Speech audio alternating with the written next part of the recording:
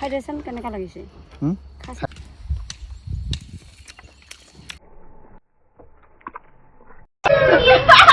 এতিয়াও খাই নোপোৱা কলপাতত বন্ধা আমলৰি পিপৰ খনি জংঘলী খানা বনাই আছে জংঘলত মানে পুৰা এয়া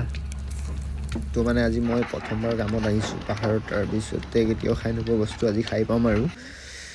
এইকেইটা মানে এনেকৈ হৈ গ'লগৈ বনোৱাৰ পিছত টেঙা লাগিছে না কি লাগিছে টেঙা টেঙা বিৰাট টেঙা খাৰ অকণমান লাগিছিলে টেঙা জ্বলা লাগিছে লাগিছিলে আজি মানে পুৰা জংঘলী খানা এফালে পাত কাটি আছে কি বা কেঁচা পাত তাৰপিছত